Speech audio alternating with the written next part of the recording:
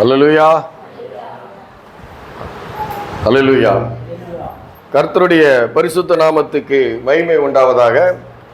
இப்பொழுதும் வாசிக்கும்படி தெரிந்து கொள்ளப்பட்ட வேத வசனம் லூக்கா எழுதின சுவிசேஷம் 16வது அதிகாரம் 1 - 6 முடிய வசனங்கள் 1 - 6 முடிய. லூக்கா எழுதின சுவிசேஷம் 16வது அதிகாரம் வசனங்கள் 1 - 6 முடிய. அல்லேலூயா. படிங்க. தம்முடைய சீஷர்களை நோக்கி, ஐஸ்வர்யனாகிய ஒரு மனுஷனுக்கு ஒரு உக்கிரகாரன் இருந்தான். அவன் தன் எஜமானுடைய ஆஸ்திகளை அழித்து போடுகிறதாக எஜமானுக்கு அறிவிக்கப்பட்டது. அப்பொழுது எஜமான் அவனை வரவழைத்து, உன்னை குறித்து நான் இப்படி கேள்விப்படுகிறதென்ன? உன் உக்கிரான கணக்கை ஒப்புவி, இனி நீ உக்கிரகாரனாய் இருக்கக்கூடாது என்றான். அப்பொழுது உக்கிரகாரன், நான் என்ன செய்வேன்? என் எஜமான் உக்கிரான விசாரிப்பிலிருந்து என்னை தள்ளி போடுகிறானே, ஒத்துகிறதற்கு எனக்கு பலனில்லை, இரக்கவும் வெட்கப்படுகிறேன். உக்கிரான விசாரிப்பிலிருந்து நான் தள்ளப்படும் போது என்னை தங்கள் வீடுகளில் ஏற்றுக்கொள்வார் உண்டாகும்படி செய்ய வேண்டியது இன்னதென்று எனக்கு தெரிய வந்தது என்று தனக்குள்ளே சொல்லிக்கொண்டு தன் எஜமானிடத்தில் கடன்பட்டவர்களை ஒவ்வொருவனாக வரவழைத்து முதலாவது வந்தவனை நோக்கி, நீ என் எஜமானிடத்தில் பட்ட கடன் எவ்வளவு என்றான். அவன் 100 குடம் எண்ணெய் என்றான். அப்பொழுது உக்கிரகாரன் அவனை நோக்கி, நீ உன் சீட்டை வாங்கி உட்கார்ந்து 50 என்று சீக்கிரமாக எழுது என்றான். அல்லேலூயா.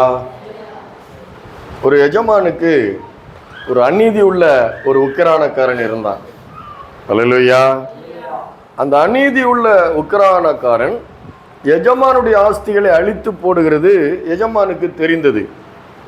ஆகவே அவர் என்ன பண்ணுறாரு, அந்த மேனேஜரை வேலையை விட்டு நிறுத்த போகிறாரு.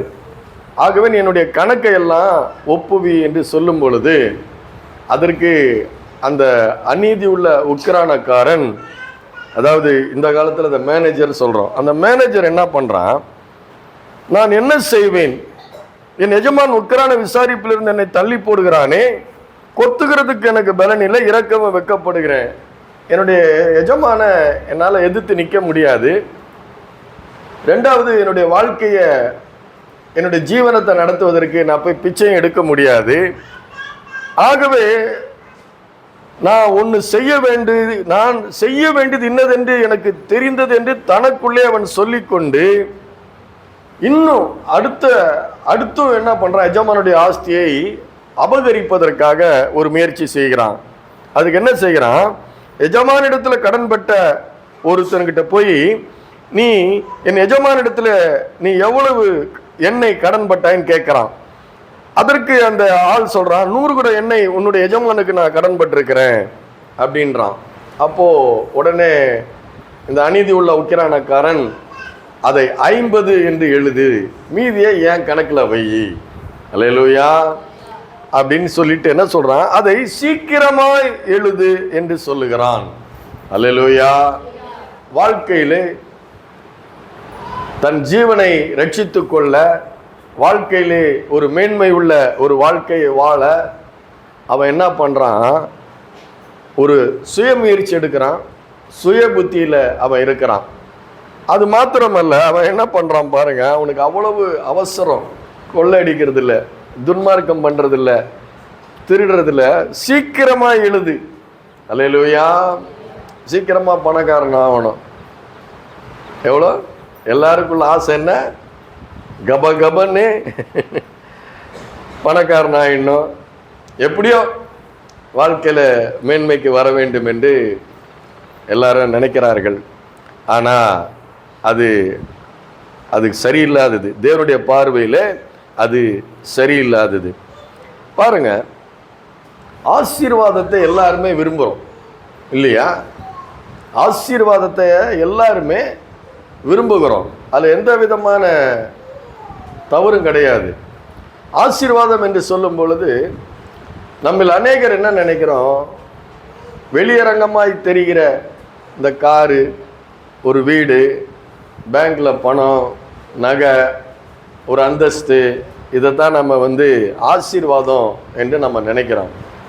ஆனால் உண்மையிலே ஆசீர்வாதம் என்றால் என்னன்னா, ஒரு மனிதனுக்கு உண்மையான ஒரு ஆசீர்வாதம் என்ன என்று பார்க்கும் பொழுது, அந்த மனிதனை சிருஷ்டி கர்த்தாவோடு கூட உள்ள ஒரு உறவும் ஒரு ஐக்கியமும் அவரை இருதயத்திலே மேன்மையாக வைப்பதும் தான் உண்மையான ஆசீர்வாதம். அல்லேலூயா. என்ன எது ஆசீர்வாதம்?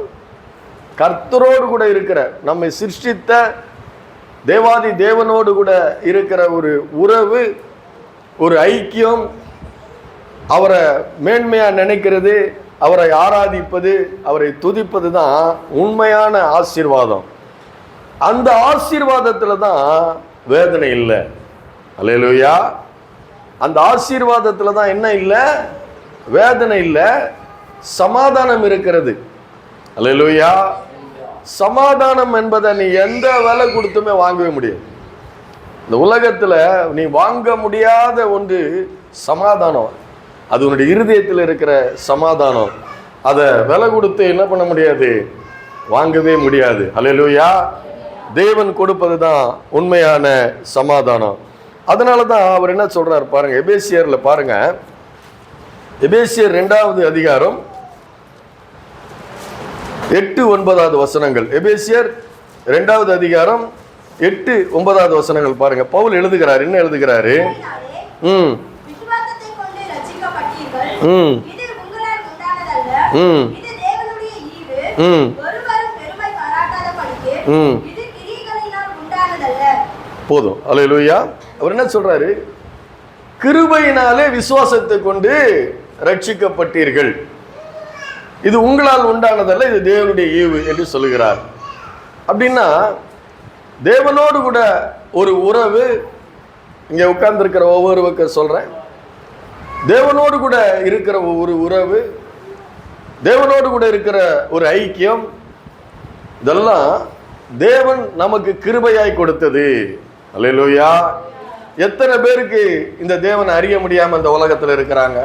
பார்த்திருக்கீங்கல்ல? இந்த ஜீவனுள்ள தேவனை அறிய முடியாதபடி, உணர்ந்து கொள்ள முடியாதபடி, உணர்வு இல்லாதபடி எவ்வளவு பேர் இந்த உலகத்துல இருக்கிறாங்க? அல்லேலூயா. இருக்கிறாங்களா இல்லையா? அப்போ இந்த ஜீவனுள்ள தேவனை அறிந்து கொள்வது என்பது யார் காண்பித்த கிருபை? அந்த தேவனே நமக்கு கிருபையாய் தன்னை வெளிப்படுத்தி நம்ம என்ன பண்ணிருக்கிறாரு? தெரிந்து கொண்டிருக்கிறார். அப்ப அதை தெரிந்து கொண்டிருக்கிற தேவனோடு கூட நாம என்ன பண்ணணும்? ஐக்கியம் கொள்ளணும், உறவாடணும். அது ஆராதிக்கிறதுல உறவாடலாம், ஜெபிக்கிறதுல உறவாடலாம், துதிக்கிறதுல நாம உறவாடலாம். அதுதான் ரட்சிப்பு. ரட்சிக்கப்பட்ட ஒரு இருதயம், ஒரு மனிதன் அந்த தேவனோடு கூட இருக்கிற ஐக்கியத்தை வெளிப்படுத்துகிறது தான் துதிக்கிறது, ஆராதிக்கிறது, நன்றி பலிகளை செலுத்துறது. இதுதான் ரட்சிப்பினுடைய உண்மையான அடையாளம்.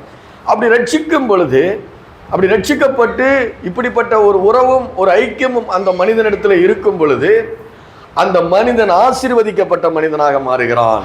அல்லேலூயா. ஆசீர்வதிக்கப்பட்ட ஒரு மனிதனாக மாறுகிறான். அப்போ அப்படிப்பட்ட ஆசீர்வதிக்கப்பட்ட அந்த மனிதனுடைய வாழ்க்கையிலே அவனுக்கு எந்த குறைவும் இல்லை. அல்லேலூயா. அவனுக்கு குறைவு என்பது இருக்காது. இதெல்லாம் நீங்க விசுவாசிக்கணும். என்ன விசுவாசிக்கணும்? இயேசு கிறிஸ்துவை ஆராதிக்கிற உங்களுக்கு எந்த விதமான ஒரு குறைவும் இல்லை என்பதை நீங்க விசுவாசிக்கணும். எது ஆவி, ஆத்துமா, சரீரம், கையின் பிரயாசம், பொருளாதாரம், குடும்பம், பிள்ளைகளுடைய நல்வாழ்வு, சுகம், விடுதலை, சமாதானம் எல்லாம் என்னது நமக்கு உண்டு. அதுதான் ரட்சிப்பு என்பது. இந்த ரட்சிப்புல இவ்வளவு இருக்குது. அல்லேலூயா. என்னென்ன இருக்குது? ஆவி, ஆத்துமா, சரீரம், கையின் பிரயாசம், பொருளாதாரம், குடும்பம், பிள்ளைகளுடைய நல்வாழ்வு, உங்களுடைய சுகம், உங்களுடைய விடுதலை, உங்களுடைய சமாதானம் எல்லாவற்றையும் இயேசு கிறிஸ்து உங்களுக்கு கொடுத்திருக்கிறார். அல்லேலூயா. அதெல்லாம் விசுவாசிக்கணும். எனக்கு பொருளாதாரம் உண்டு அப்படின்னா எனக்கு என்ன? பணம் உண்டு, அது கடைசி. அல்லேலூயா. முதல்ல ஆவி, ஆத்துமா, சரீரம், குடும்பம், பிள்ளைகளுடைய நல்வாழ்வு, சுகம், விடுதலை, சமாதானம் இதெல்லாம் இருக்குது. கடைசியில் என்ன இருக்குது? பணமும் இருக்குது. நிறைய பேர் என்ன நினைக்கிறாங்க? நான் பணம் இருந்தா சமாதானம் ஆயிடுவேன். அல்லேலூயா அப்படின்னு நினைக்கிறாங்க. அதைத்தான் இவன் செய்யறான். தேவனை அறியாத இந்த துன்மார்க்கமான அநீதி உள்ள அந்த உக்ரானக்காரன் என்ன பண்றான்? எதை நம்புறான்? ஐஸ்வர்யத்தை நம்புறான். எஜமான இடத்துல அநீதியா எடுத்துக்கொள்ள விரும்புகிறான். அது அவன் உலகத்தார் அப்படி நினைக்கலாம். நமக்கு எது ஆசீர்வாதம்? தேவனோடு கூட இருக்கிற ஒரு உறவு, தேவனோடு கூட இருக்கிற ஒரு ஐக்கியம். அல்லேலூயா. பாருங்க, ஒரு பரிசுத்தவான் சொல்லுகிறாரு, உங்கள் ஆத்துமாவை நீங்க தேவனிடத்தில் ஒப்புவித்தால், அல்லேலூயா, உங்கள் ஆத்துமாவை நீங்க தேவனிடத்தில் ஒப்புவித்தால் அவர் அந்த ஆத்துமாவை, அதாவது உங்களை கண்ணின் மணியை போல பார்த்து கொள்வாராம். அல்லேலூயா. எப்படி பார்த்து கொள்வாரா? அப்ப நீங்க அந்த சரீரத்துக்குள்ளதான் அந்த ஆத்துமா இருக்குது. அல்லேலூயா. உண்மையான மனிதன் ஆத்துமா தான். யாரு உண்மையான மனிதன்? எது? ஆத்துமா. அந்த ஆத்துமா சமாதானமா இருக்குதுன்னா அது தேவனோடு கூட உள்ள ஒரு உறவு. அப்போ பணம் என்கிற அந்த ஒரு காரியம் கடைசியில தான் வருது. அல்லேலூயா. ஆவி, ஆத்மா, சரீரம், குடும்பம், பிள்ளைகளுடைய நல்வாழ்வு, உன்னுடைய சுகம், உன்னுடைய விடுதலை, உன்னுடைய சமாதானம் கடைசியில தானே வருது. பணம் வருது. ஆனா அதை எடுத்து நம்ம முதல்ல வச்சிடலாம் நம்முடைய வாழ்க்கையில. அல்லேலூயா. அது இருந்தா நான் சமாதானமா இருப்பேன். கண்டிப்பா இருக்கவே முடியாது. அல்லேலூயா. அப்போ இது நம்முடைய வாழ்க்கையிலே இப்படி ஒரு சமாதானமாய் சந்தோஷமாய் வாழ்வதற்காக தேவன் என்ன பண்றாரு? நம்ம ஆசீர்வதித்திருக்கிறார். அதான் சொல்ல, கிருபையினாலே விசுவாசத்தை கொண்டு ரட்சிக்கப்பட்டிருக்கிறீர்கள், இது உங்களால் ஆனதல்ல, இது தேவனுடைய ஈவு. அப்ப தேவனே நம்மை தெரிந்தெடுத்திருக்கிறார். எனக்கு நம்ம கவலை இல்லை. அல்லேலூயா. அதனால தான் சொல்றாரு, நீங்கள் கவலைப்படாதிருங்கள்ன்றார். என் சமாதானத்தை உங்களுக்கு வைத்து போகிறேன் என்று சொல்றாரு. எல்லாருக்கும் என்னன்னா, திடீர்னு பணக்காரன் ஆயிடணும். கிறிஸ்தவங்களாகிறோம், ஆசீர்வாதம் இருக்குன்னவன என்ன பண்ணிடுறாங்க? திடீர்னு பணக்காரன் ஆயிடணும். திடீர் சாம்பார் வைக்கலாம், திடீர் ரசம் வைக்கலாம், திடீர் புளியோதரை பண்ணலாம். அல்லேலூயா. ஆனா ஒரு குறிப்பிட்ட அளவுக்கு நம்ம நல்ல ஒரு ஆசீர்வாதமான வாழ்க்கை வாழ்வதற்கு விசுவாசமும் பொறுமையும் வேண்டும். அப்போ கிறிஸ்தவத்துல இயேசு கிறிஸ்துவை விசுவாசிக்கிறதுல எனக்கு உடனடியா ஒன்றும் கிடைக்காதா அப்படின்னு நீங்க எதிர்பார்க்கலாம். உடனடியா ஒன்று கிடைக்கும், விடுதலை கிடைக்கும். அல்லேலூயா. வியாதியிலிருந்து விடுதலை கிடைக்கும், பிசாசினுடைய கட்டுகளிலிருந்து விடுதலை கிடைக்கும், உங்களுடைய வாழ்க்கையிலே அற்புதங்கள் நடக்கும். அதிலெல்லாம் எந்த மாற்றமும் இல்லை. ஆனா ஒரு விசுவாசமான ஒரு ஆசீர்வாதமான வாழ்க்கை வாழணும்னா தேவனோடு கூட ஒரு உறவும் ஐக்கியமும் ரொம்ப முக்கியம். அல்லேலூயா. ஞாயிற்றுக்கிழமை மட்டும் கிறிஸ்தவங்களா இருக்கக்கூடாது, தினந்தோறும் கிறிஸ்தவங்களா நாம் இருக்க வேண்டும். அப்ப அற்புதங்கள் இருக்குது. அல்லேலூயா. அற்புதங்கள் இருக்குது. ஆனா ஆசீர்வாதம், ஒரு அபிஷேகம் என்பது தேவன் நமக்கு கொடுத்திருக்கிறார். ஆனா அதை பொறுமையாய் காத்திருந்து அதை நம்முடைய வாழ்க்கையிலே பெற்றுக்கொள்ள வேண்டியவர்களாய் நாம் இருக்கிறோம். அதுக்கு தான் போன தடவை உங்களுக்கு எடுத்து காமிச்சேன். இந்த உலகத்துல இப்படி ஆசீர்வாதமாய் வாழ்வதற்கு தேவனற்றவர்கள் அவருடைய சொந்த வழியை பயன்படுத்தி என்ன பண்றாங்க? ஜெயிக்கிறாங்க இல்லையா? நிறைய பேர் இங்க உலகத்துல ஜெயிச்சு பெரிய பெரிய ஒரு அந்தஸ்தோட, ஒரு அதிகாரத்தோட, ஒரு ஆசீர்வாதத்தோட வாழ்றாங்க. ஆனா உள்ளத்துல என்ன இல்லைன்னு சொன்ன? சமாதானம் இல்லை. ஆனா அது போல வாழ்வதற்கு முயற்சி செய்து அவர்கள் அதை பெற்றுக்கொள்ளாமல் கவலையும் கஷ்டமும் துக்கமும் அவங்கள பார்த்து வேதனைப்பட்டு இருக்கிறாங்க இல்லையா? இருக்குல்ல, ரெண்டுமே இருக்கு. சில பேர் ஜெயிக்கிறாங்க, சில பேர் ஜெயிக்க முடியாம சஞ்சலமும் கவலையும் பயமும் அவங்க உள்ளத்துல இருக்குது. எடுத்து காமிச்சேன். அல்லேலூயா. போன தடவை எடுத்து காமிச்சேன். ஆனா நான் ஒண்ணு சொல்றேன், நாம இப்படி சஞ்சலப்படுவதில்லை, கவலைப்படுவதில்லை. ஏன்னா கண்டிப்பா நம்மை கர்த்தர் ஆசீர்வதிப்பார். அல்லேலூயா. உலகத்தாருக்கு ஒரு சிலருக்கு அவங்க சுயமுயற்சியில சொந்த புத்தியில அவங்க வாழ்ந்து மேல வந்துடுறாங்க, அது உண்மையான ஆசீர்வாதம் இல்லை. சில உலகத்தார் அது கிடைக்காம சஞ்சலப்படுறாங்க, அதுவும் அந்த சஞ்சலமும் உண்மை இல்லை. ஆனா நமக்கு மெய்யான ஒரு தேவன் ஒருவர் இருக்கிறார். அல்லேலூயா. நாம ஒருபோதும் அந்த தேவனை விசுவாசிக்கும் பொழுது நாம தோற்று போவதே கிடையாது. அது நிஜம். அது நீங்க உங்களுடைய விசுவாசத்தினுடைய அளவை பொறுத்தது. அல்லேலூயா. இந்த தேவனை நீங்க எவ்வளவுக்கு எவ்வளவு விசுவாசிக்கிறீங்களோ, எவ்வளவுக்கு எவ்வளவு அண்டிக் கொள்ளுகிறீர்களோ, எவ்வளவுக்கு எவ்வளவு கிட்டி சேர்கிறீர்களோ, எவ்வளவுக்கு எவ்வளவு சமீபித்து வந்து அவருடைய மேன்மையை, மகத்துவத்தை, மாட்சிமையை நீங்க பார்க்கிறீங்களோ, அவ்வளவுக்கு அவ்வளவு உங்களுடைய வாழ்க்கையிலே வெற்றி உண்டாகும். அதை தான் இன்னைக்கு எடுத்து காட்ட போகிறேன். அல்லேலூயா. பாருங்க, 1 சாமுவேல் 17வது அதிகாரம். போன தடவை எடுத்து காமிச்சேன் உங்களுக்கு, ஒரு சில காரியங்களை எடுத்து காமிச்சேன். இன்னைக்கு திருப்பி அதை தான் பார்க்க போறோம். ஆனா அதை வேற விதத்துல பார்க்க போகிறோம். 1 சாமுவேல் 17வது அதிகாரம் வசனம் 3 9 முடிய படிங்க.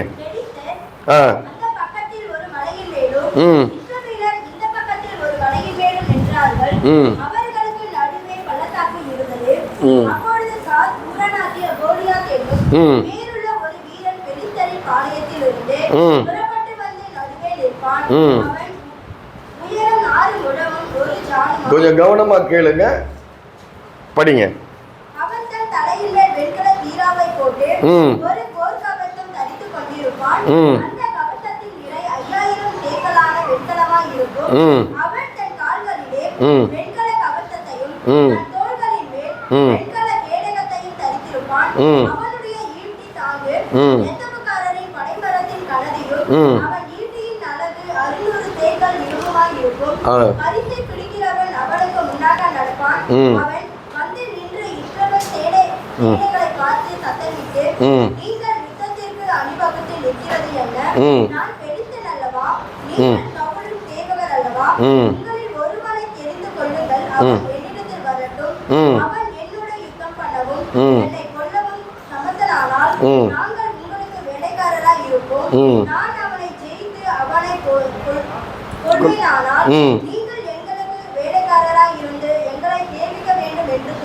போதும். பாருங்க, தேவனுடைய ஜனம் இஸ்ரவேல் ஜனம், பெலிஸ்தியர்கள் இந்த தேவனுடைய ஜனத்துக்கு விரோதமாய் இருக்கிறார்கள். அப்போ இந்த இஸ்ரவேல் ஜனத்துக்கு தேவன் சவுலை ராஜாவா கொடுத்திருக்கிறாரு. யாரை கொடுத்திருக்கிறாரு? சவுலை ராஜாவா கொடுத்திருக்கிறாரு. இப்ப பெலிஸ்தியர்கள் வந்து இந்த இஸ்ரவேல் ஜனங்களோடு கூட போர் செய்வதற்காக வந்து நிற்கிறார்கள். இந்த சேனை நிக்குது, இந்த சேனை நிக்குது, இந்த 2 சேனை நிக்குது. ஆனா இன்னும் சண்டை ஆரம்பிக்கல. அதற்கு முன்னாடி தான் வந்து பாத்தீங்கன்னா, பெலிஸ்தர் யுத்தம் பண்ணுகிறதுக்கு தங்கள் சேனைகளை சேர்த்து யூதாவில் உள்ள சோக்கோவில் ஒருமித்து கூடி, சோக்கோவுக்கும் அசக்காவுக்கும் நடுவே இருக்கிற எபேஸ்தமிலே பாளையம் இறங்கினார்கள். சவுலும் இஸ்ரவேல் மனுஷரும் ஒருமித்து கூடி ஏலா பள்ளத்தாக்கிலே பாளையம் இறங்கி பெலிஸ்தருக்கு எதிராக யுத்தத்துக்கு அணிவகுத்து நின்றார்கள். 2 பேரும் 2 மலை மேல நிக்கிறாங்க. அப்பொழுது காத் என்னும் ஊரானாகிய கோலியாத் என்னும் பேர் உள்ள ஒரு வீரன் பெலிஸ்தரின் பாளையத்திலிருந்து புறப்பட்டு வந்து நடுவே நிற்பான். அவன் உயரம் 6 முழமும் 1 ஜானுமாம். அப்படின்னா 9.5 அடி, அதுல இருந்து 11 அடி உயரத்துல இருப்பானாம். ஆளு பார்த்தீங்கன்னா ரொம்ப ஏராளமான உயரம். நம்ம போய் அவனை பார்க்க 2 பேர் உயரம். எத்தனை பேர் உயரம்? என்ன மாதிரி இன்னொரு ஆள் உயரம். அப்போ அவனை பார்க்கும்போதே நமக்கு என்ன ஆகும்? ஒரு பயம் உண்டாகும். நம்ம பக்கத்திலே ஒருத்தர் வாட்ட சாட்டமா கையெல்லாம் கரணையா இருந்ததுனால நமக்கு என்ன ஆகுது?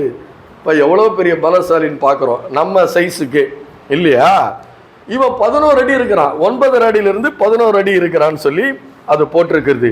அது மாத்திரமல்ல, அவன் தன் தலையின் மேல் வெண்கல சீராவை போட்டு ஒரு போர்க்கவசம் தரித்து கொண்டிருப்பான். அந்த கவசத்தின் நிறை 5000 சேக்கல் வெண்கலமாக இருக்கும். ரொம்ப பெரிய வெயிட், ரொம்ப பெரிய வெண்கலமான வெண்கல கவசத்தினுடைய இது 5000 சேக்கல். ரொம்ப எடை அதிகம், ரொம்ப பெருசு, நம்மளால தூக்க கூட முடியாத அளவுக்கு எடை அதிகம். அதை வந்து மேலே போட்டிருக்கிறான். அது மாத்திரமல்ல, அவனுடைய ஈட்டி தாங்கு, கையில் வச்சிருக்கிற ஈட்டி தாங்கு வந்து ரொம்ப கனமாக இருக்கும், நம்மளால தூக்கவே முடியாது. சாதாரண கடபாரியை நம்மளால தூக்க முடியாதுல்ல, லேடிஸால தூக்க முடியாது. கொஞ்சம் பலவீனமான ஆளுங்களை ஒரு கடபாரை தூக்க முடியாது, ஓங்கி குத்த முடியாது. ஆனால் அவன் பல மடங்கு ரொம்ப திக்கான ஒரு காரியமா இருக்கிறது. அது மாத்திரமல்ல, அந்த ஈட்டின் அலகு முனையில் இருக்கிற அந்த கூர் பகுதி அதிகமான எடை உள்ளது. 600 சேக்கல் இரும்பா இருக்குது. பரிசை பிடிக்கிறவன் அவனுக்கு முன்பாக நடப்பான். அப்புறம் சொல்லப்பட்டிருக்குது 8வது வசனத்துல, அவன் வந்து நின்று, அல்லேலூயா, அவன் வந்து நின்று. இந்த வார்த்தையை நல்லா ஞாபகம் வச்சுக்கோங்க. இஸ்ரவேல் சேனைகளை பார்த்து சத்தமிட்டு, நீங்கள் யுத்தத்துக்கு அணிவகுத்து நிற்கிறது என்ன? நான் பெலிஸ்தன் அல்லவா? நீங்கள் சவுலின் சேவகர் அல்லவா? உங்களில் ஒருவனை தெரிந்து கொள்ளுங்கள், அவன் என்னிடத்துல வரட்டும். எல்லாரும் போய் அடிச்சுக்க வேண்டாம், எல்லாரும் போய் வெட்டிக்கிட வேண்டாம், என்னை எதிர்த்து ஒரு ஆள் வா. அல்லேலூயா. அவன் வந்து எல்லாருக்கும் முன்பாக நிற்கிறான். நின்று தன்னை காண்பித்து, தன்னுடைய மார்க்கவசம், தலைக்கவசம், கையில் இருக்கிற ஈட்டி, அவனுக்கு முன்னாடி ஒரு பரிசை பிடிக்கிறவன், அவனுடைய உயரம், அவனுடைய அகலம், அவனுடைய எல்லாத்தையும் காமிச்சு வந்து முன்னாடி நின்றுட்டு, எல்லாரும் சண்டை போட வேண்டாம், நான் ஒருத்தன் வந்திருக்கிறேன், என் ஒருத்தனை நீங்கள் சாகடிச்சிட்டிங்கன்னா, என்னை ஒருத்தனை தோக்கடிச்சிட்டிங்கன்னா நாங்கள் உங்களுக்கு அடிமையாயிடுறோம். அப்படி இல்லை, என்கிட்ட வந்து மோதுங்க, நான் உங்களை தோக்கடிச்சிட்டேன்னா நீங்கள் எல்லாரும் எனக்கு அடிமை என்று சத்தமிட்டு, அது மாத்திரமல்ல, அவன் என்ன சொல்றான், இஸ்ரவேலுடைய சேனைகளை நிந்தித்தேன் என்று வந்து நிற்கிறான்.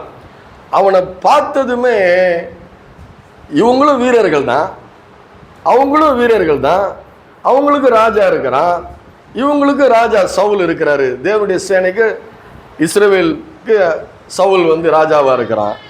ராஜாவும் போகல, எந்த வீரனும் போய் அவனை எதிர்த்து நிற்க முடியல. இப்படி அவன் என்ன பண்ணுவானா, 40 நாள் வந்து நிற்பானா. அல்லேலூயா. எத்தனை நாள் வந்து நிற்கிறான்? அவன் 40 நாள் வந்து நிற்கிறான் என்று இதுல எழுதப்பட்டு இருக்கிறது.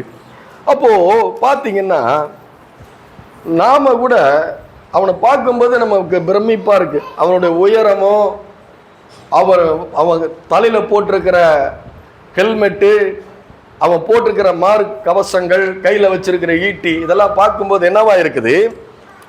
பிரமிப்பா இருக்குது. அல்லேலூயா. பார்க்கிறோம் இல்லையா? இன்னைக்கு உலகத்துல பார்க்கிறோம். நாம கூட இப்படி பிரமிப்படைகிற காரியங்கள் இந்த உலகத்தில் இருக்கிற மனிதர்கள்ட்ட இருக்கு. அவ்வளவு உயரம் இல்லாம இருக்கலாம், என்ன இல்லாம இருக்கலாம், அவ்வளவு உயரம் இல்லாம இருக்கலாம், நம்ம போல ஒரு சாதாரண மனிதர்களாக இருக்கலாம். ஆனா அவர்களிடத்தில் இருக்கிற அதிகாரங்கள், அவர்களிடத்தில் இருக்கிற அந்தஸ்து, அவர்களிடத்தில் இருக்கிற ஐஸ்வர்யம், அவர்களிடத்தில் இருக்கிற பெருமை, அவர்களிடத்தில் இருக்கிற ஏதோ ஒரு உயர்ந்த அந்தஸ்து, அதிகாரங்களை பார்க்கும்போது நாம் என்ன நினைக்கிறோம்? பாத்தியா, கொடுத்து வச்சவன் சொல்றோமா இல்லையா? நினைக்கிறோமா இல்லையா? பொய் சொல்லாம சொல்லணும். அல்லேலூயா. யாரோ தேவனை அறிந்தவர்களோ தேவனை அறியாதவர்களோ அவங்கள பார்த்ததுமே கொடுத்து வச்சவங்கடா அப்படின்னு நினைக்கிறோம் இல்லையா? உண்டா இல்லையா? கரெக்டா சொல்லணும். அல்லேலூயா. அதைத்தான் போட்டிருக்கு. இது நவீன காலத்து கோலியாத்.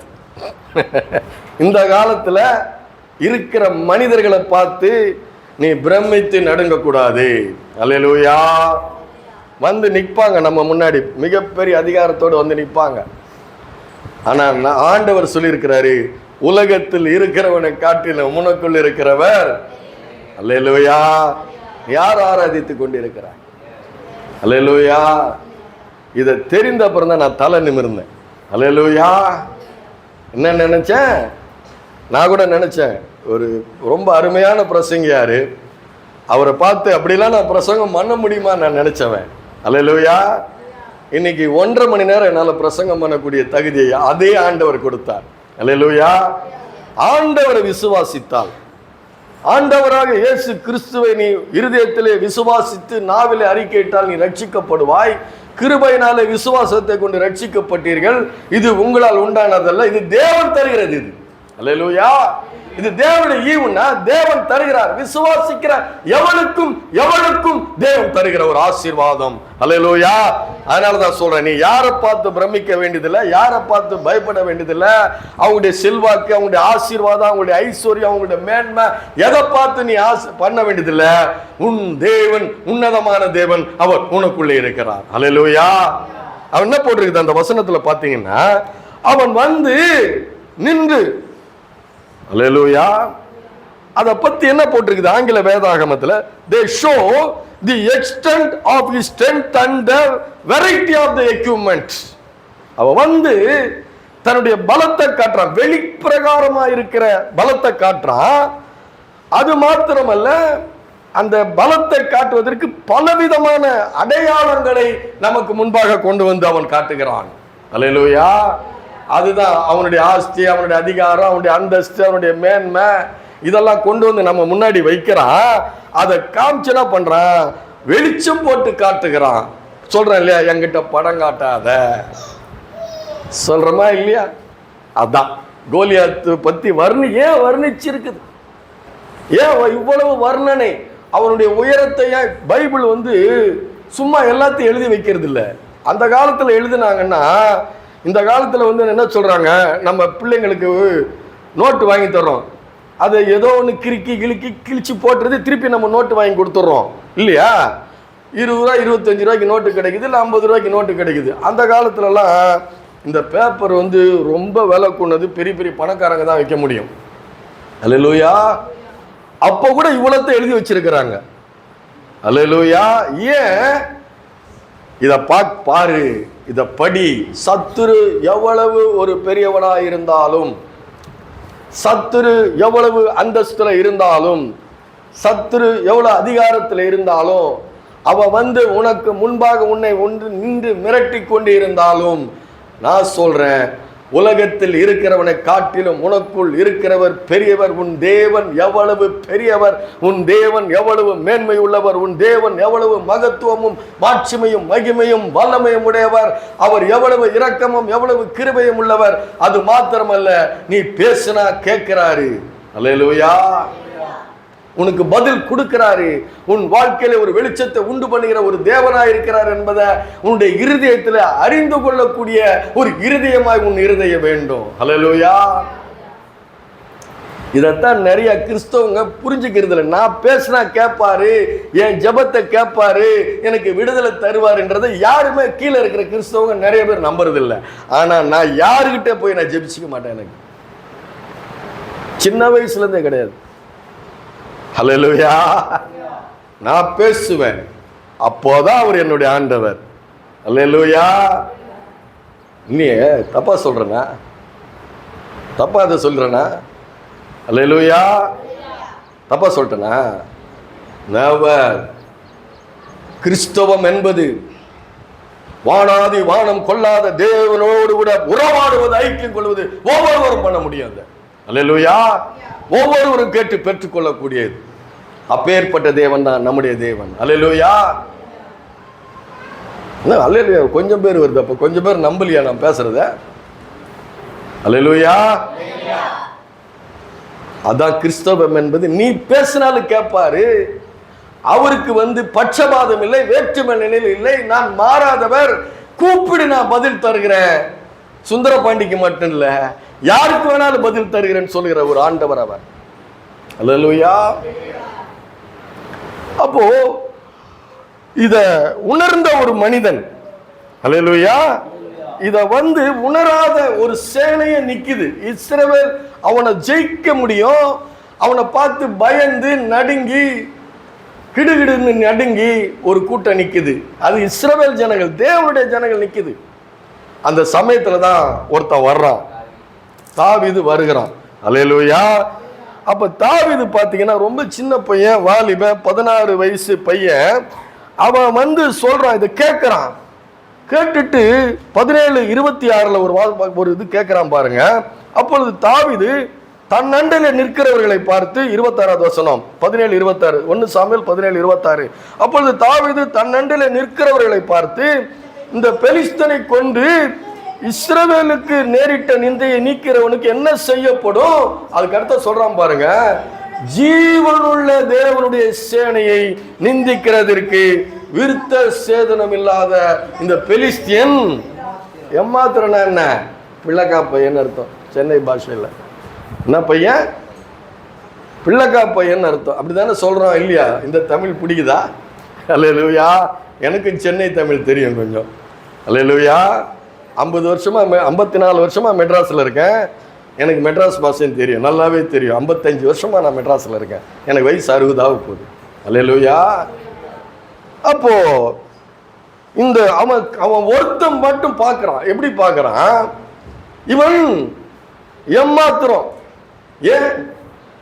ஏன்னா அவனுக்கு தெரியும் என் தேவன் ஜீவனுள்ள தேவன். அல்லேலூயா. என் தேவன் ஜீவனுள்ள தேவன். அது மாத்திரமல்ல, விருத்த சேதனம் இல்லாத இந்த பெலிஸ்தன் ஏமாத்துறனா, ஆண்டவர் ஒரு கட்டளை கொடுத்திருக்கிறாரு. நீ என்னை ஆராதிக்கிற ஒரு பிள்ளையா இருந்தா, ஒரு ஆண் மகனா இருந்தா, அவனுடைய சரீரத்தில் மாம்சத்தில் இருக்கிற நுனித்தோலை விருத்த சேதனம் பண்ணணும். சின்ன வயசுல 8வது நாளே வெட்டி எடுத்துருவாங்க. நுனித்தோல் ஆண்களுக்கு வெட்டி எடுத்துருவாங்க. அது என்னன்னா, நீ என்னுடையவன். யார் சொல்றா? அதை செய்யும் பொழுது, அந்த விருத்த சேதனம் என்பதை செய்யும் பொழுது, நீ என்னுடையவன், நான் உன்னுடையவன் அப்படின்னு அர்த்தம். அதுக்கு என்னன்னா, 2 பேருக்கு ஒரு உடன்படிக்கை இருக்கு. அல்லேலூயா. எனக்கு ஒண்ணுன்னா அவர் வந்து நிக்கணும். யார் வந்து நிக்கணும்?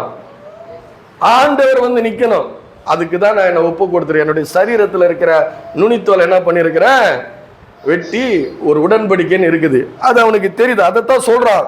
விருத்த சேதனம் இல்லை, அந்த தேவனோடு கூட ஒரு உடன்படிக்கை இல்லை, தேவனோடு கூட ஒரு உறவு இல்லை, தேவனோடு கூட ஒரு ஐக்கியம் இல்லை. அப்ப இவனை ஏமாத்துறோம். அல்லேலூயா. அப்ப நீங்க யாரு? நீங்க உடன்படிக்கையில் இருக்கிறீங்க, ஒரு ஒரு திருவிருந்துல பங்கெடுக்கிறீங்க, அப்பமும் திராட்சரசமும் குடிக்கிறீங்க, அவர் என்னுடைய தேவன் என்பதை நீங்க அறிக்கை பண்ணியிருக்கிறீங்கன்னா, நீங்க ஒரு அவரோடு கூட ஒரு ஐக்கியத்தில் இருக்கிறீங்க, உடன்படிக்கையில் இருக்கிறீங்க. அப்ப தெரியணும் இது படம் காட்டுறான். அல்லேலூயா. சத்துரு படம் காட்டுறான் அப்படின்னு நீங்க நினைக்கணும். அல்லேலூயா. அதனாலதான் சொல்றான், அவன் என்ன சொல்றான்? கர்த்தர், அவர் வந்து என்ன சொல்றான்? கர்த்தர் பட்டயத்தினாலும் ஈட்டினாலும் ரட்சிக்கிறவர் அல்ல. அவனுக்கு தெரியுது. அவனுக்கு என்ன தெரியுது? கர்த்தர் எழுதி கொடுத்திருக்கிறாரு. கர்த்தர் தன்னை பத்தி எழுதி கொடுத்திருக்கிறாரு. ஆதி ஆமகத்திலிருந்து மல்கியா வரைக்கும் பழைய ஏற்பாடு, அதுக்கப்புறம் மத்தேயிலிருந்து வெளிப்படுத்தின சுவிசேஷம் வரைக்கும் புதிய ஏற்பாடு. அப்ப இந்த இதெல்லாவற்றிலும் கர்த்தர் உனக்கும் எனக்கும் எவ்வளவு இருக்கிறது என்பதை எழுதி கொடுத்தவராய் அவர் இருக்கிறார். அல்லேலூயா. அது வசனத்தின் மூலமாக தன்னை வெளிப்படுத்துகிறவராய் இருக்கிறார். அதான் படம் காட்டுறான். ஒரு சீன் போடுறான் என்று சொல்லுவாங்கல்ல, அந்த மாதிரி ஒரு வந்து சத்துரு வந்து அவ்வளோ பெருசா வந்து நின்றுகிட்டு நமக்கு முன்னாடி அவன் சீன் போட்டுக்கிட்டு இருக்கிறான். அப்ப தாவீது சொல்றான், தாவீது என்ன பண்றான்? அவனை எதிர்ப்பதற்கு என்ன பண்றான்? தாவீது பெலிஸ்தனை நோக்கி 45வது வசனம், தாவீது பெலிஸ்தனை நோக்கி, நீ பட்டயத்தோடும் ஈட்டியோடும் கேடகத்தோடும் என்னிடத்தில் வருகிறாய், நானோ நீ நிந்தித்த இஸ்ரவேலுடைய ராணுவங்களின் தேவனாகிய சேனைகளின் கர்த்தரின் நாமத்தினாலே உன்னிடத்தில் வருவேன். இன்றைய தினம் கர்த்தர் உன்னை என் கையிலே ஒப்பு கொடுப்பார். முடிச்சிட்டான். ஒப்பு கொடுப்பார்னா ஒப்பு கொடுப்பார் தான். உன்னை காலி பண்ணிடுவேன்னா காலி பண்ணிடுவேன் தான். அந்த சத்துருவை பார்த்து அவன் அப்படின்னு சொன்னான். ஏன்? வேதம் சொல்லுகிறது, சகரியா தீர்க்க தரிசன புஸ்தகம் 4ஆம் அதிகாரம் 6வது வசனம் சொல்லுகிறது, கர்த்தர் பலத்தினாலும் அல்ல பராக்கிரமத்தினாலும் அல்ல, கர்த்தருடைய ஆவியானவராலே ஆகும். அல்லேலூயா. ஒரு அடிமைத்தனத்துல இருந்த யோசேப்பின் இடத்துல தேவன் அவனோடு கூட இருக்கிறார் என்று சத்துரு கண்டு அவனுக்கு எல்லா அதிகாரத்தையும் கொடுக்கிறான். அது உங்களுக்கு தெரியும் இல்லையா? தேவன் அவனோடு கூட இருக்கிறார் என்பதை அந்த போர்த்திபார் பார்த்து எல்லாத்தையும் வந்து என்ன பண்றான்? ஒப்படைக்கிறான். இவன் கோலியாத் வந்து நிக்கிறான். அவன் வந்து நின்றுன்னு போட்டிருக்கு, அதை பார்க்கிற மாதிரி நிக்கிறான். அந்த பார்க்கிற மாதிரி நிக்கிறவனை இவன் பார்த்துட்டு சொல்றான், அவன் எம்மாத்திரம். அல்லேலூயா. அவன் பார்த்துட்டு சொல்றான், அவன் எம்மாத்திரம். அல்லேலூயா. அப்போ நான் ஒன்றும் தாழ்ந்தவன் கிடையாது. அல்லேலூயா. நான் தாழ்ந்தவன் கிடையாது. நான் என்னை மேன்மைப்படுத்துகிற வாளாக்காமல் தலையாக்குகிற தேவனை நான் ஆராதித்துக் கொண்டிருக்கிறேன். அல்லேலூயா. அதான் பலத்தினாலும் அல்ல, பராக்கிரமத்தினாலும் அல்ல, கர்த்தருடைய ஆவியானவராக. வெற்றி எனக்கு எங்கிருந்து வருகிறது? கர்த்தருடைய ஆவியானவர் எனக்குள்ளே இருந்து என்னை செயல்படுத்துகிறார். இறங்கி வரும்னு பாடுங்க. நான் சொல்றேன், என்னைக்கு இயேசு விசுவாசிக்கிறீங்களோ அன்னைக்கே உங்களுக்குள்ள வந்து விட்டார். அல்லேலூயா. இங்க இறங்கி வாருன்னா நீங்க பாருங்க, நான் விட்டுட்டு அதெல்லாம் நான் தலையிடுறது இல்லை.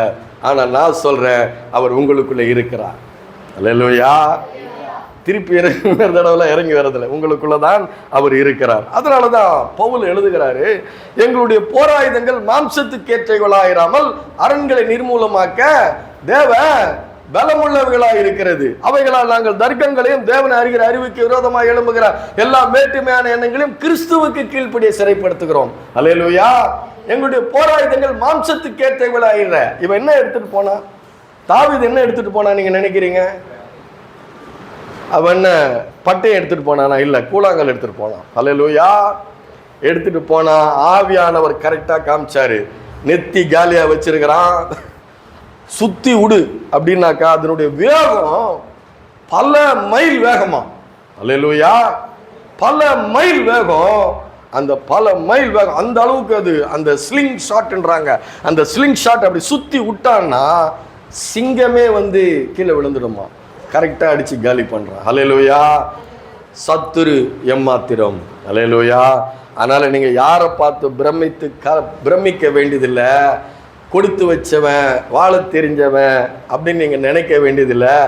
உண்மையாகவே கிறிஸ்துவுக்குள் வாழும் உனக்கு வெற்றி உண்டு. அல்லேலூயா. பாடுனா பத்தாது, கிறிஸ்துவுக்குள் வாழும் எனக்கு. வாயை திறந்து பாடுறது, எப்போதும் வெற்றி உண்டு. பாடிட்டு வெளியில போய் நான் என்ன பண்றதுன்னு தெரியல. அல்லேலூயா. இல்ல, நம்ம எதை குறித்தும் ஒன்றை குறித்தும் கவலைப்பட வேண்டியதில்லைன்னு பவுல் எழுதுகிறார். அல்லேலூயா. அப்போ அந்த படம் காட்டுறதெல்லாம் நமக்கு வந்து இல்லை. அல்லேலூயா.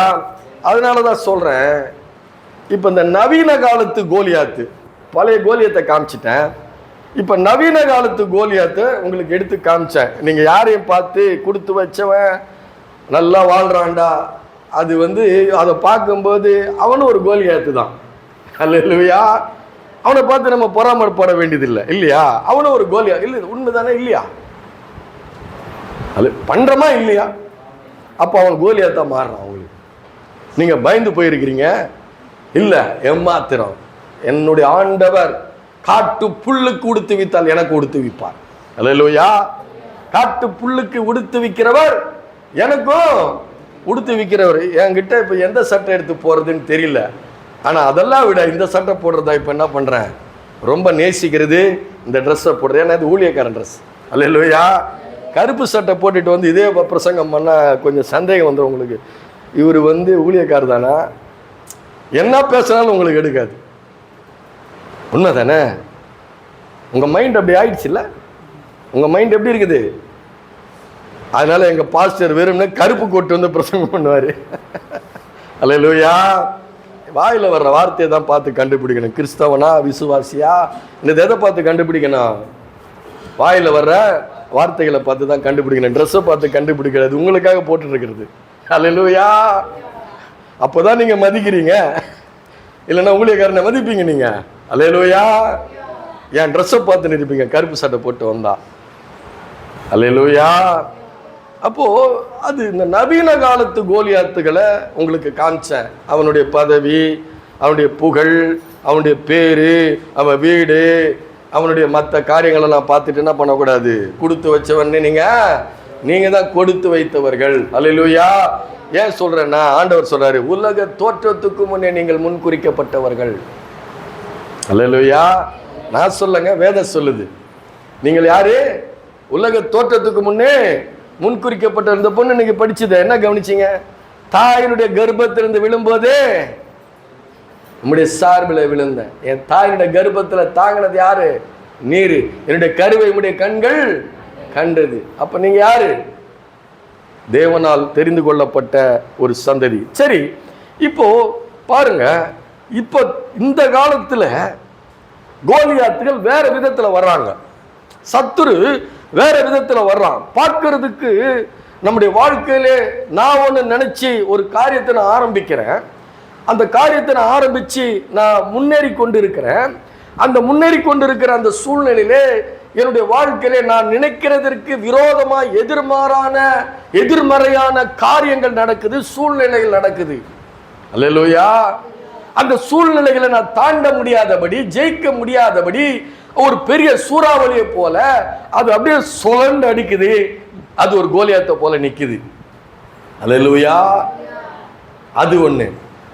எனக்கு நான் நினைக்கிறதற்கு விரோதமா நான் ஒன்னு நினைக்கிறேன், ஒன்னு செய்து முடிக்கணும்னு நினைக்கிறேன், ஆனா அது முடியல, ஒரு சூறாவளி போல நிக்குது. அப்படி நிற்கும் பொழுது என்னால் அதை தாண்ட முடியுமா, அதை ஜெயிக்க முடியுமான்னா அது கோலியாத்து. அல்லேலூயா. உன்னை பார்த்து மிரட்டுகிற காரியங்கள், வாழ்க்கையில மிரட்டி கொண்டிருக்கிற காரியங்கள், ஒரு கடன் பிரச்சனையா இருக்கலாம், இல்ல ஒரு வியாதியா இருக்கலாம், ஒரு ஏதோ ஒரு காரியத்தை நீ நினைச்சதை நடத்த முடியாதபடி ஒரு காரியமா இருக்கலாம். அது கோலியாத்தை போல உனக்கு பயமுறுத்துகிற மாதிரி இருக்கு, நீ நடுகிற மாதிரி இருக்குது. அதனாலதான் சங்கீதக்காரன் சொல்றான், உம்மாலே ஒரு சேனைக்குள் பாய்ந்து போவேன், உம்மாலே ஒரு மதிலை தாண்டுவேன். யாரால தாண்டுவேன்? என் சொந்த பலத்தினால இல்ல, சொந்த அறிவினால இல்ல, இந்த சுய புத்தினால இல்ல. உம்மாலே ஒரு சேனைக்குள் பாய்ந்து போவேன், உம்மாலே ஒரு மதிலை தாண்டுவேன், உம்மை எப்பொழுதும் எனக்கு முன்பாக நிறுத்தி கொண்டிருக்கிறேன். அல்லேலூயா. நீர் என் வலது பார்சத்தில் இருக்கிறபடியால் நான் அசைக்கப்படுவதில்லை. அல்லேலூயா. சொல்றாங்க இல்லையா, ஆட்டவும் முடியாது அசைக்கவும் முடியாது. அதைத்தான் சொல்றான். அந்த காலத்து பாஷை, இந்த காலத்து சென்னை பாஷையில் என்ன இது? அல்லேலூயா. சென்னை தமிழ் பேசலாமா? அல்லேலூயா. இதுதான். இது கிறிஸ்தவர்களுடைய ஒவ்வொருவருடைய வாழ்க்கையிலே இப்படிப்பட்ட நீ நினைக்கிறதற்கு எதிராக எழும்பி நிற்கிற காரியங்கள் உங்கள் வாழ்க்கையில் இருக்குது. நான் கொஞ்சம் திரும்பி பார்க்குறேன், எனக்கு தெரியும் நான் ஒரு முட்டாள்னு. ஆனால் நான் செய்திருக்கிற காரியங்கள் பார்த்தீங்கன்னா, நான் செய்த காரியங்களே இல்லை, பிரமிக்கத்தக்க காரியங்கள், ஆசீர்வாதங்களை தேவன் என்னுடைய வாழ்க்கையில கொடுத்திருக்கிறார். அல்லேலூயா. அதுதான் கிருபை. என்னது அது? அதுதான் கிருபை. கிருபை சாதாரணம் கிடையாதுங்க, ரொம்ப பெரிய ஒரு காரியமாய் அது இருக்கிறது. அப்போ என்ன நினைக்கிறான், அதான் சொல்றான் இல்லையா, இஸ்ரவேலுடைய தேவனுடைய நாமத்தினாலே, அந்த சேனைகளுடைய கர்த்தருடைய நாமத்தினாலே, ராணுவங்களின் தேவன் சேனைகளுடைய கர்த்தருடைய நாமத்தினாலே நான் என்ன பண்ணுவேன்? ஜெயம் எடுப்பேன்.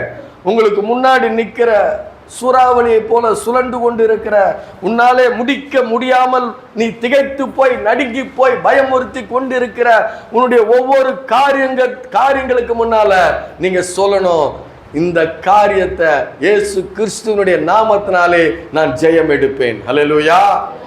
அது அவரே சொல்லியிருக்கிறாருங்க, நான் சொல்லல, அவரு சொல்லியிருக்கிறாரு. என்ன சொல்லியிருக்கிறாரு? எவனாகிலும் இந்த மலையை பார்த்து பெயர்ந்து சமுத்திரத்திலே தள்ளுண்டு போ என்று சொல்லி தன் இருதயத்திலே சந்தேகப்படாமல் விசுவாசித்தால் அவன் சொன்னபடியே ஆகும். அல்லேலூயா. காட்டத்தி மரத்தை வேரோடு பிடுங்கி கடலின் ஆழத்திலே நடப்படுவாயாக என்று சொன்னால் அவன் சொன்னபடியே. அதை சொல்றதில்லை, நாம சொல்றதில்லை, நாம நம்புறதில்லை, நாம பேசுறது இல்ல, சூழ்நிலைகளை பார்த்து பேசுறது இல்ல, கடவுளை இந்த அளவுக்கு நம்புறது இல்ல, இந்த அளவுக்கு விசுவாசிக்கிறது இல்ல. அப்படி விசுவாசிக்காம இருக்கிறதுனாலதான் பெற்றுக்கொள்ள முடியாமல் இருக்கிறீங்க. அல்லேலூயா. விசுவாசிக்கணும், இருதயத்துல விசுவாசித்து நாவினால் அறிக்கையிட்டால் நீ ரட்சிக்கப்படுவாய், நீ ஜெயம் எடுப்பாய், நீ வெற்றி பெறுவாய், நீ வாழ்வாய், நீ சுகமாயிருப்பாய், நீ ஆசீர்வாதமாயிருப்பாய்னா இயேசுவின் நாமத்தினால் நான் வாழ்வேன். என் கண்ணாடி முன்னாடி பார்த்து சொல்லுவேன், உன்னை ஒண்ணுமே பண்ண முடியாதுடா. முன்னாடி சொல்லுவேன், இப்ப அப்படி சொல்லுமா, இப்ப அப்படி இல்லை, உம்முடைய சமூகம் எனக்கு முன்பாக செல்லும். அல்லேலூயா. நான் உன்னை விட்டு விலகுவதில்லை, உன்னை கைவிடுவதில்லை நீர் சொல்லி இருக்கிறீரே. அல்லேலூயா. பிதா என்னை தனியா இருக்க விடவில்லைன்னு சொல்லி இருக்கிறீர், நீர் என்ன தனியா இருக்க விடக்கூடாது. இயேசுவே, நீர் என்ன தனியா இருக்க விடாது. அப்படியே பொத்தனாப்போல கூட்டிகிட்டு போயிட்டு பொத்தனாப்போல பிரசங்கம் பண்ணி வீட்டுக்கு கொண்டாந்து விடணும் சொல்லிட்டு தான் வந்திருக்கிறேன், கூட வந்திருக்கிறேன். அல்லேலூயா. அது மாத்திரமல்ல, உங்கள் வாழ்க்கையிலே இல்லை, இதெல்லாம் சிரிக்கிற காரியங்கள் இல்லைங்க, விசுவாசிக்கிற காரியங்கள்ங்க. அல்லேலூயா. அவர் சொன்னாருங்க, என் சமூகம் உனக்கு முன்பாக சொல்லும், மோசே கூட இருந்தது போல உன்னோடு கூட இருப்பேன், நான் உன்னை விட்டு விலகுவதும் இல்லை, உன்னை கைவிடுவதும் இல்லை. ஆனால் அதுக்கு முன்னாடி இன்னொன்று இருக்குது, இந்த நியாயப்பிரமாண புஸ்தகம் உன் வாயை விட்டு பிரியாதிருப்பதாக, இதில் உள்ளவைகளை செய்யும்படி கவனமாயிரு, புத்திமானாய் நடந்து கொள். அல்லேலூயா. அப்பொழுது காரியங்களை வாய்க்க செய்வாய். இவ்வளவு இருக்கணும். இவ்வளவு இருந்தா வெற்றி ரொம்ப கிட்ட, ரொம்ப சுலபம். அல்லேலூயா. கிறிஸ்தவங்களுக்கு வெற்றி ரொம்ப சுலபம். ரெண்டாவது இன்னொரு காரியங்கள் இருக்கு. இன்னொரு கோலியாத் இருக்கிறான், அது நீங்க பார்த்துருக்கிறீங்க. நானும் அந்த கோலியாத்தை ஜெயிச்சுன்னு இருக்கிறேன், நீங்களும் ஜெயிக்கணும். அந்த கோலியாத்து என்ன தெரியுமா? அல்லேலூயா. ஆண்டவர் சொல்றாரு, இவர் யோவான் சொல்றாரு இல்லையா, பரிசுத்த யோவான் சொல்றாரு இல்லையா, கண்களின் இச்சை, மாம்சத்தின் இச்சை, ஜீவனத்தின் பெருமை, இவைகள் கூட நம்ம முன்னாடி கோலியாத் மாதிரி நிற்கலாம். திடீர்னு ஏதோ ஒன்றை குறித்து ஒரு இச்சை, மாம்சத்தின் இச்சை, கண்களின் இச்சை, ஜீவனத்தினுடைய பெருமை, ஜீவனத்தின் பெருமை, ஜீவனத்தின் இச்சை இல்லை, ஜீவனத்தினுடைய பெருமை. என் வாழ்க்கையை பத்தியா, நான் இவ்வளோ நல்லா வாழ்ந்துட்டு இருக்கிறேன். அல்லேலூயா. அது சுய பெருமை. நம்ம வாழ்றது கிறிஸ்துவனுடைய கிருபை சொன்னல, அதான் கிருபை. நாம் ஆண்டவருடைய கிருபையை விசுவாசிக்கிறோம். நம்ம எவ்வளவு இதாக இருந்தாலும் இது கர்த்தர் கொடுத்தது. அல்லேலூயா. கர்த்தருக்கு, அதனால தான் சொல்கிறேன், பிரைஸ் லார்ட்னா கர்த்தருக்கு ஸ்தோத்திரம். நல்லா இருக்கிறியா? நல்லா இருக்கிறேன். அது கர்த்தருக்கு ஸ்தோத்திரம் பண்ணுறேன் நம்ம. அப்போது நம்முடைய வாழ்க்கையிலே கண்களின் இச்சை, மாம்சத்தின் இச்சை, ஜீவனத்தின் பெருமை கூட ஒரு கோலியாத்தை போல நிற்குது. அல்லேலூயா. கிறிஸ்தவர்கள் எல்லாரும் பாவ இச்சைகளை பற்றி நான் சொல்லலை. பாவ இச்சைகள்னா சரீர ஒரு விதமான உலகத்தாரை போல நம்ம பாவ இச்சைகளை பற்றி பேசலை. கண்களின் இச்சையை பற்றி பேசும்போது ஒரு சின்ன உதாரணம் சொல்கிறேன். ஒரு அம்மா சொல்லுது, நான் சேலை புதுசு தான் கட்டுவேன், ஒரு தடவை கட்டினா திருப்பி என்ன பண்ணுவேன், வீட்டில் வச்சிருவேன். அதுக்கு ஒரு வீடு வச்சிருக்குது. என்ன வச்சிருக்குது? ஒரு தடவை தான் கட்டுவேன், கட்டிட்டு திருப்பி என்ன பண்ண, மடித்து வீட்டில் வச்சிருவேன். அந்த சேலையை வைக்கிறதுனே ஒரு வீடு வச்சிருக்குதான். அப்போ எவ்வளோ சேலை இருக்குன்னு பார்த்துக்கோங்க. அல்லேலூயா.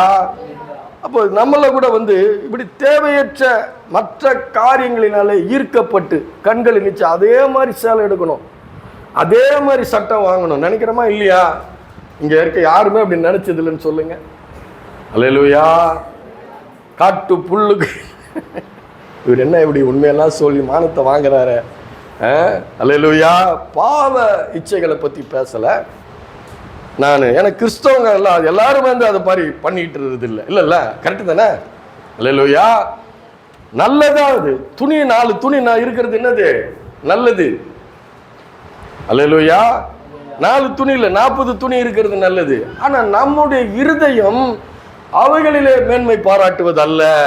அல்லேலூயா. எத்தனை பேருக்கு சிக்கன் 65 இல்லைன்னா சாப்பாடு இறங்காது? பிள்ளைங்க கேட்குதா இல்லையா? அல்லேலூயா. ஏன் நாக்குன்னு கேட்கும், ஆனால் அது கண்ட்ரோல். அல்லேலூயா. அது இருந்தால் தான் சாப்பிடுவேன். மாம்சத்தின் இச்சைகள் நம்ம பண்ணுறோமா இல்லையா? இல்லையா? இது சாப்பிட்டா தான் திருப்தி. சப்பா நல்லா சாப்பிட்டேன்டா பண்ணுறோமா இல்லையா? நல்ல இது கூட நம்ம ஆளக்கூடாது. இந்த சேலை, ஒரு சாரி கட்டுறது, ஒரு ட்ரெஸ்ஸு போடுறது, இது நம்முடைய நல்லதான். நல்ல சாப்பாடு நல்லது, நல்ல துணி உடுத்துறது நல்லது, இதெல்லாம் நல்லது தான். ஆனால் அவைகள் நம்மை ஆண்டு கொண்டா அவைகள் தான் எனக்கு, அதுதான் எனக்கு சந்தோஷத்தை கொடுக்குது. அந்த சேலை கட்டினாதான் சந்தோஷத்தை கொடுக்குது, அந்த சாப்பாடு சாப்பிட்டாதான் எனக்கு சந்தோஷத்தை கொடுக்குது. நான் இப்படிப்பட்ட ஒரு பெருமை உள்ள வாழ்க்கை வாழ்ந்துகிட்டு இருக்கிறேன். அல்லேலூயா.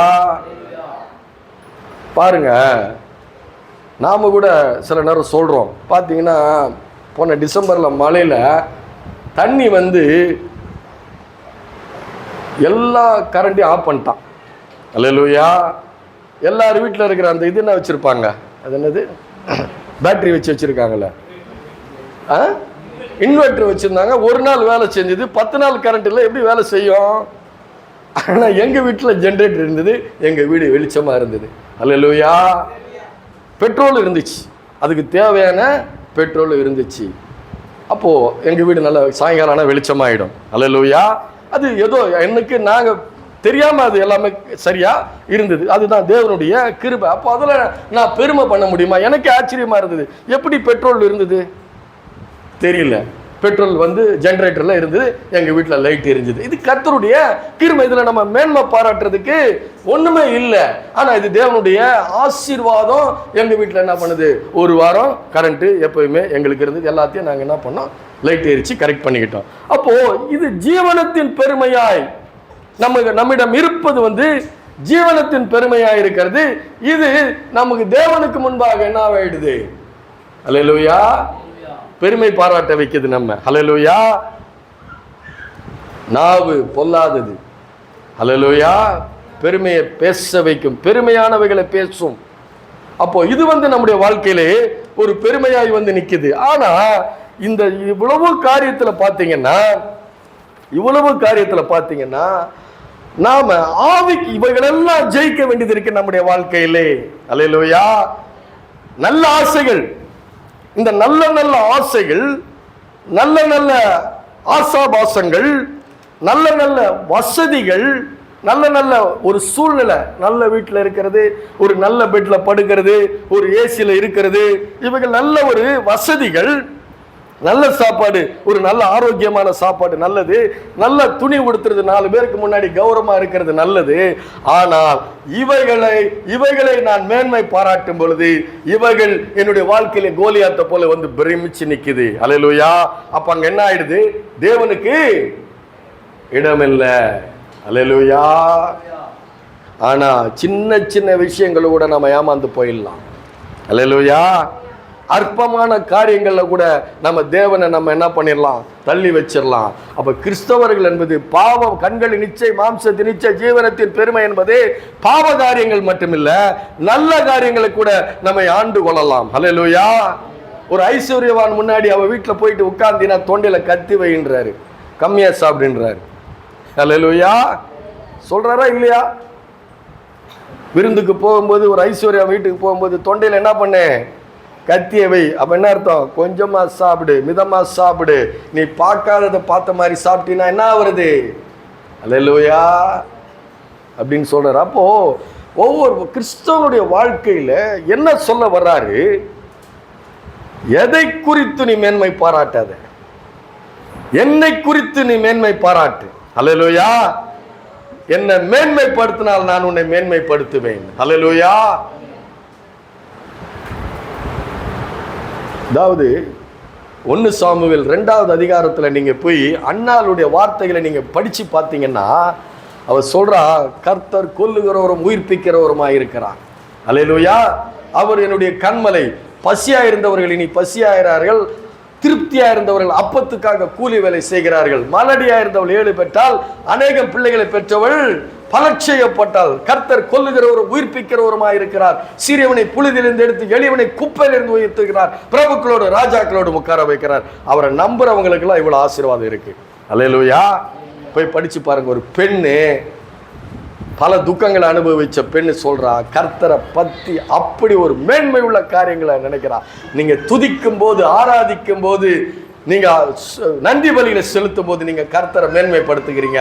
அப்படி மேன்மை அவர் படும் பொழுது கண்டுக்காம போக மாட்டாரு. அல்லேலூயா. கண்ணு காணாதவர் மேல போக மாட்டாரு. ஏன்னா மனுஷங்க வந்து கண்டு காணாம போலாம். ஏன்னா அவங்ககிட்ட கொடுக்கறதுக்கு மனசு இல்லாம இருக்கலாம், இல்ல கொடுக்க முடியாம இருக்கலாம். ஆனா இவர் சர்வ வல்லமை உள்ள தேவன். இவர் அல்லேலூயா. இவர் யாரு? சர்வ வல்லமை உள்ள தேவன். அவர் ஆராதிக்கும் போது எனக்கு குறைவே இல்லை. இவைகள் எனக்கு பெருசு இல்லை. அல்லேலூயா. நல்ல துணியோ, நல்ல சாப்பாடோ, நல்ல விதமான என்னுடைய வாழ்க்கைகளோ எனக்கு பெருசு இல்லை. இவைகளை தருகிறவர் என் தேவன். அல்லேலூயா. அப்ப இவைகள் கூட நம்முடைய வாழ்க்கையில கோலியாத்து போல நிற்குமா? முடியாதா? தடை பண்ணுதா இல்லையா? தேவனோடு ஐக்கியம் கொள்ள முடியாதபடி அவைகளை பெருசா நினைக்கும் பொழுது என்ன நடக்குது? இவைகளா நடக்குது. ஆனா பாருங்க, இந்த இந்த இந்த தாவீது என்ன சொல்றான்? அவன் எம்மாத்திரம் என்று சொல்லுகிறான் இல்லையா? இந்த விருத்த சேதனம் இல்லாத இந்த பெலிஸ்தியன் அவன் எம்மாத்திரம். அல்லேலூயா. அவன் எம்மாத்திரம் என்று அவன் சொல்லும் பொழுது எதை குறித்து அவன் எதனால் அவன் அப்படி சொல்றான்? 26வது வசனத்தை சொல்றான்ல, ஜீவனுள்ள தேவனுடைய சேனைகளை நிந்திக்கிறதுக்கு விருத்த சேதனம் இல்லாத இந்த பெலிஸ்தன் எம்மாத்திரம், அவன் ஒன்றும் கிடையாது. அது எப்படி கண்டுபிடிக்கிறான்? எப்படி தெரியுது? எப்படி நம்ம கண்டுபிடிக்கிறது? எப்படி? அதெல்லாம் ஒண்ணு இல்லை. இந்த உலகத்தினுடைய ஐஸ்வர்யங்களோ உலகத்தினுடைய ஆசாபாசங்களோ இந்த உலகத்தினுடைய பெருமைகளோ ஒண்ணு இல்லைன்னு எப்படி கண்டுபிடிக்கிறது? அல்லேலூயா. ஆவிக்குரியவன், நான் முடிச்சிடறேன், ஏன்னா 10:30 கொடுத்தாங்க, 12:30 முடிச்சிடறேன். ஆவிக்குரியவன் எல்லாவற்றையும் நிதானித்து ஆராய்ந்து அறிகிறான். அல்லேலூயா. ஏன்னா இது அடுத்த வாரம் தான் பேசுறோம், இன்னும் 1 மணி நேரம் பேச வேண்டியது இருக்கு, டைம் ஆயிடும். அல்லேலூயா. ஆவிக்குரியவன் எல்லாவற்றையும் ஆராய்ந்து நிதானிக்கிறான். யாரு நிதானி? என்னது ஒண்ணு இல்ல, அப்படியே சோர்ந்து போயிட்டீங்க, வெயில் ரொம்ப அடிக்குதா? அல்லேலூயா. இல்ல தூங்கிட்டீங்களா? அல்லேலூயா. ஆவிக்குரியவன் எல்லாவற்றையும் ஆராய்ந்து நிதானிக்கிறான், அவன் மற்றொருவனாலும் ஆராய்ந்து நிதானிக்கப்படான். அல்லேலூயா. பார்வை மாறணும், பார்வை மாறணும், சிந்தனை மாறணும், எண்ணங்கள் மாறணும். நீ யாரோடு கூட இருக்கிறாய் என்பதை குறித்து, யாரோடு கூட நீ ஐக்கியம் கொண்டிருக்கிறாய், யாரோடு கூட உன்னுடைய உறவு இருக்குது, யாரோடு கூட உன்னுடைய இருதயம் யாரோடு கூட இருக்கிறது. அல்லேலூயா. வார்த்தையில தான் வெளியே வரும். அல்லேலூயா. நான் சொல்றேன், நீ ஆவிக்குரியவனா மாறணும்னா தேவன் ஆவியாய் இருக்கிறார். அல்லேலூயா.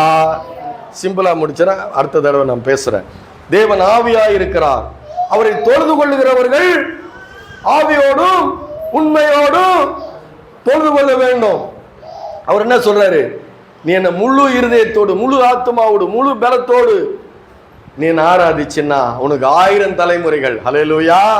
1000 தலைமுறைகள். அப்போ இந்த தேவனை நீ எங்க இருந்து ஆராதிக்கணும்? உங்ககிட்ட எல்லாம் இருக்குது, சம்பூர்ணமும் நிறைவு இருக்குது. ஆனா அந்த தேவனை நீ ஆவியோடு உண்மையோடு ஆராதிக்க வேண்டும். அல்லேலூயா. அப்படி ஆராதிக்கும் பொழுது அவரோடு கூட நீ ஐக்கியம் கொள்ளுகிறாய், அவருக்கோடு கூட உறவு கொள்ளுகிறாய். அல்லேலூயா. ஆண்டவர் சொல்றாரு, ஒரு இடத்துல வேதம் போட்டிருக்குது, ஆபிரகாம் தேவனுக்கு சமீபித்து போய். அல்லேலூயா. என்ன அர்த்தம்? கிட்ட போய். ஒருவரும் சேரக்கூடாத ஒளியில் வாசம் பண்ணுகிற அந்த தேவனுக்கு சமீபித்து போனான்னு போட்டிருக்கு. நீங்க ஆபிரகாம் கதை எடுத்து நீங்க வாசித்து பார்த்தீங்கன்னா தெரியும், சமீபித்து போகிறான். அதே ஆண்டவர் சொல்லுகிறாரு எரிகிற முச்செடியில மோசேக்கு, நீ நிக்கிற பரிசுத்த பூமி தூரமா நில்லுன்ற. அல்லேலூயா. அதே மோசேவை தேவன் 40 நாள் அவருடைய பிரசன்னத்தில இருந்து முகமுகமாய் தரிசித்தான். அல்லேலூயா. அப்படி தரிசித்து வந்தவன் 30 லட்சம் ஜனங்களை வழி நடத்துறான். 30 லட்சம் ஜனங்களை வழி நடத்த முடியுமா? இங்க இருக்கிற 70 பேருக்கு 70 சிந்தனை இருக்குது. அல்லேலூயா. அதுக்கு என்ன கிடைச்சது? பலன் எங்கிருந்து கிடைச்சது? தேவனிடத்திலிருந்து கிடைச்சது. நீ வாழ்க்கையிலே பல காரியங்களை நீ எம்மாத்திரம், இதெல்லாம் எனக்கு ஒண்ணும் கிடையாது, என் தேவனுக்கு முன்னாடி ஒண்ணும் கிடையாது. அல்லேலூயா. என் தேவனுக்கு முன்பாக ஒண்ணும் கிடையாது. என் தேவன் பெரியவர், என் தேவன் நல்லவர், என் தேவன் வல்லவர் என்று நீ சொல்லும் பொழுது அவர் உன்னை மகிமைப்படுத்துவார். அல்லேலூயா. அவரோடு கூட இருந்தாதான் கோலியாத்து பிள்ளைக்கா பையன் மாதிரி தெரியும், சின்னவன் மாதிரி தெரியும். அவர் கூட இல்லைன்னா இந்த உலகத்தில் இருக்கிறது, உலகத்தில் உள்ளவைகள் பெருசா தெரியும். எது வேணும் உங்களுக்கு? அல்லேலூயா. பிரசங்கத்தை முடிக்க முடியல, டைம் ஆயிடுது. எது வேணும் உங்களுக்கு? இயேசு. அல்லேலூயா. இயேசு நல்லவர், இயேசு வல்லவர், என்றென்று மாறாதவர், அவர் என்றென்று மாறாதவர். அல்லேலூயா.